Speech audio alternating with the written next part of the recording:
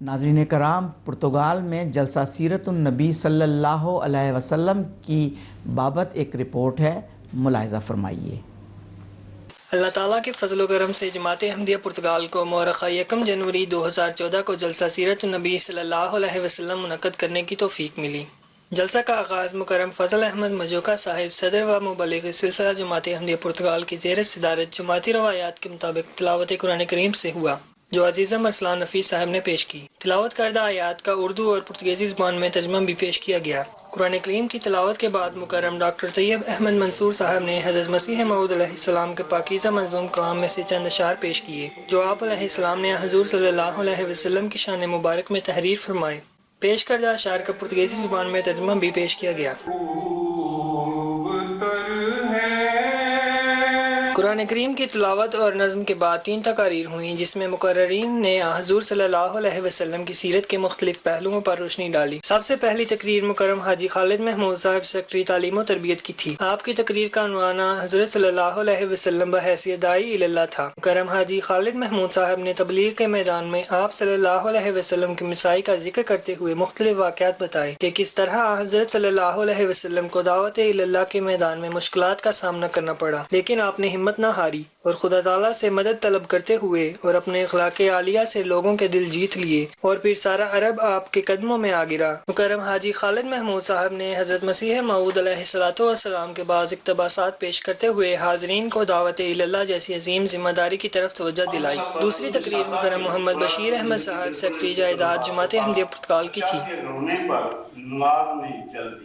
آپ کی تقریر کا عنوان حضرت صلی اللہ علیہ وسلم کی سادہ زندگی تھا۔ مکرم محمد بشیر احمد صاحب نے آپ صلی اللہ علیہ وسلم کی پاکیزہ، سادہ، تصنع اور تکلف سے پاک زندگی کے حوالے سے چند واقعات پیش فرمائے۔ آپ نے بتایا کہ ہم صبر کا دامن پکڑے ہوئے حضرت صلی اللہ علیہ وسلم کی سادہ اور بے تکلفانہ زندگی کی پیروی کرتے ہوئے اس مالی اور اقتصادی مشکلات سے کامیابی اور کامرانی کے ساتھ نکل سکتے ہیں۔ اس جلسہ کی آخری تقریر مکرم فضل احمد مجوکا صاحب مبلغ سلسلہ کی تھی۔ آپ نے سیرت النبی صلی اللہ علیہ وسلم کے جلسے منعقد کرنے کے اغراض و مقاصد بیان کرتے ہوئے بتایا کہ اس جلسہ کا مقصد محض حضرت صلی اللہ علیہ وسلم کی ولادت باسعادت کا دن منانا اور خوش ہونا نہیں، بلکہ اصل مقصد یہ ہے کہ ہم اپنی زندگی کا ہر سال، ہر ماہ، ہر دن اور ہر لمحہ آپ کے نقش قدم پر چلتے ہوئے گزاریں۔ آپ نے صحابہ رسول رضوان اللہ علیہم کے بعض واقعات پیش کیے کہ کس طرح ان کا اپنے آقا سے پیار و محبت اور اطاعت و وفا کا تعلق تھا۔ آپ نے بتایا کہ ہم میں سے ہر ایک حضرت صلی اللہ علیہ وسلم سے محبت اور وفا کا دعویٰ تو کرتا ہے، لیکن ہماری محبت اور وفا تبھی ہوگی جب ہم آپ صلی اللہ علیہ وسلم کی بتائی ہوئی باتوں پر عمل کریں، آپ کے لائے ہوئے پیغام یعنی قرآن کریم کو پڑھیں اور اس پر عمل کریں،